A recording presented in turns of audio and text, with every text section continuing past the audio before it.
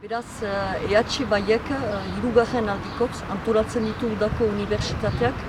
aurten iraganen dira uztailaren 8 eta 9 arguntzen, hori da uztaitzeko auzo bat, eta hor biztan dena emanen dugu xehetasunak berantago zehazki nunden.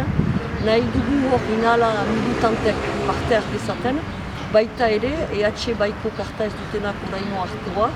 baina guri hurbil direnak ere, biztan dena gomitatuak direla. Hor nahi dugu, urriaren 22an iraganen den biltzar nagusia prestatu, beraz bi egunez, gai desberdinak landuko ditugu, gogoetatuko, eztabaidatuko, proposamen berri batzuk ere, ideia berri batzuk izanen direla dudarik ez dugu, hortarako biziki importanta da, memento hori, uztailaren 8 eta 9 bakotsak bere agendan marka dezan, eta egun hortan eztabaidaz gain ere, goxodaz, lehen elgarrekin kafetxo bat hartzen da, gisolas egiten dira, bazkaltzen gira elgarrekin, eta memento goxo horiek ere, uste dugu militantiaren zat, biziki importantak dira. Hor landuko ditugun gaietan, badugu bat biziki importanta dena, EH Bai mugimendu berri bat izanez, ari gira osatzen gure mugimenduren antolaketa, gaiak, mugimendu guzietan bezaraz. Horrekin batean gero ondotik 2017ko hauteskundeak izanez legebiltzarrak, EH Baiek eginen du pundu bat lehenik azken apurkaz 10 urte hauetan hauteskundeak emaitzak abertzalenak noraduz joan biren, zehindar lortzen dugun, hori Vicente Riñon kazetalariak eginen daukuna, eta gero aratxaikin, ustele aratxaikin, hori gatazkaren konponbiderako batzordeak eginen daukor, prestatuko dauku bere gogoetak,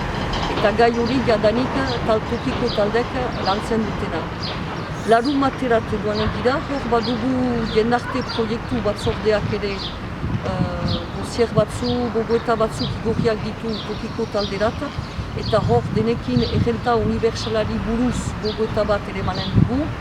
eta laguntzeko Jean-Jo Ferran, ekonomia erakasle dena Baionako duten, hor izanen da gurekin, konferentzia txiki bat eginen dauku, eta gero denak elgarrekin bilduko gira, bakotsak bere gogoetak, proposamenak, iritziak botatzeko. Aratsaldeekin badakigu hemen Ipar Eskoalegian badugula instituzio aldaketa bat duzaukuna ELEP berri bat sortuko baita urtarrilaren 2017ko urtarrilean, eta hor ere gure egituratze horren inguruan lekuko batzuekin ere gogoeta emanen dugu, baina ere ez dugu antzi behar, EH Bai, EH Bilduren artean eskualdidea akordio hori zenpetu ginuela, eta horren inguruan ere, hori gehiago eskualegio osoan 3 administrazio guneak ondutan hartuz,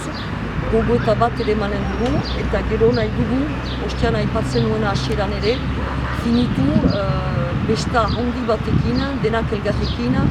aperitifa, jan, irri egin, mugimendu abertzaleak ere hainitz lan egiten du, biltzake hainitz baditugu, manifestaldi, elgarretaratze,